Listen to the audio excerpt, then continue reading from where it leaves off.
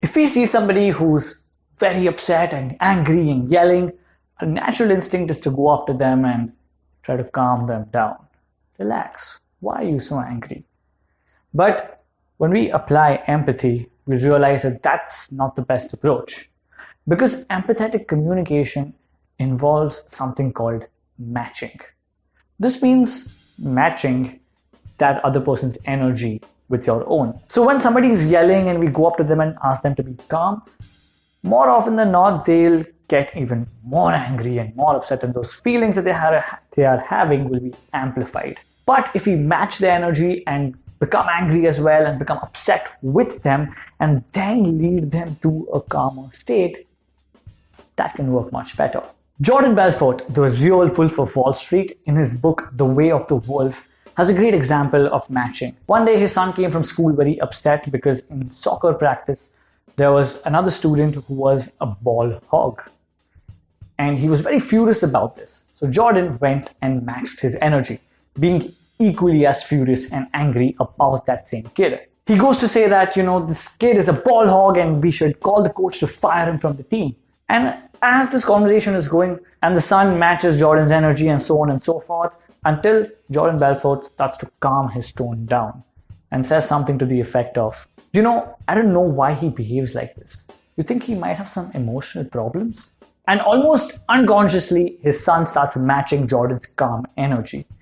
And they come to a much more sane conclusion as opposed to being very frantic and very upset about the entire situation. Now, I'm paraphrasing the story as I read the book a long time ago, but it really drilled down the concept of empathetic communication and specifically matching.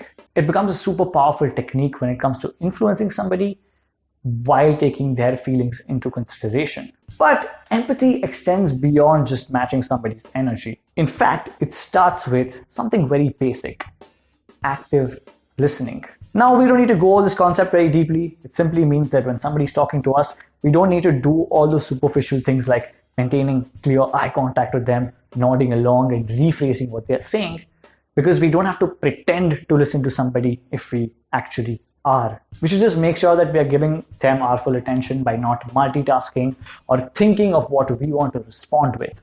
And when we listen that intently, we absorb a lot more information and eventually can come up with a much better form of communication for that person because we simply were patient enough to hear them out. The next thing we can do to increase or improve our empathetic communication is to help the other person express or emote. Many times people might not be saying what they really want to say, and if we can communicate effectively, we can actually get them to say the truth. One of the ways we do that is by getting really specific about something. If somebody comes to us in a very angry mood and we simply start asking them questions as to why they are feeling this way, we might reach a completely different space. Maybe they are angry about work, but in reality they have some problem happening at home.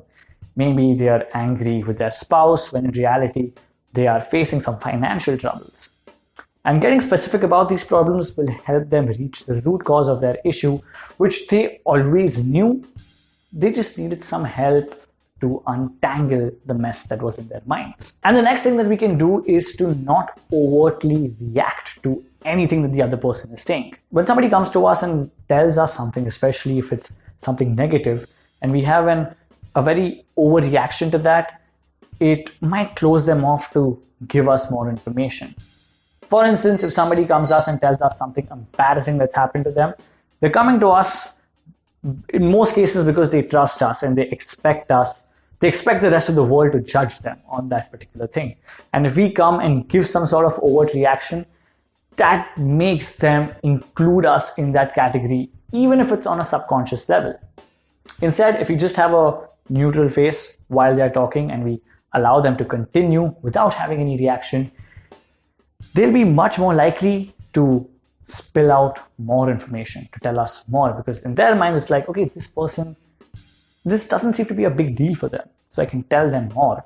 And this allows them to express themselves a lot more freely. And the last thing when it comes to being a more empathetic communicator is to listen to what isn't being said with our bodies, with our eyes, with our facial expressions. So many times I've gone to people in a very bad mood and I'm trying not to show that I'm in a bad mood, and But just because of my facial expressions and body language, they're like, what's wrong? Tell me what's wrong. And it makes me trust them more because it's like, okay, this person knows me. They can understand how I'm feeling, even if I'm not saying anything. So keeping an eye out on body language is key to understanding empathetic communication. And that's about it. 4 different ways to help us be a more empathetic communicator, which will help us influence people a lot more effectively while taking their feelings into consideration. If you have any more questions when it comes to things like public speaking, communications, or anything in that space, we have an entire website, in-depth articles and resources dedicated just for that. So go check out practicallyspeaking.com. And if you want to know how you can be a better listener, I highly recommend you check out this video. It has a lot of genuine suggestions. No, I wouldn't call them hacks, but suggestions that help us be a more active listener and help us improve our ability to empathize and communicate.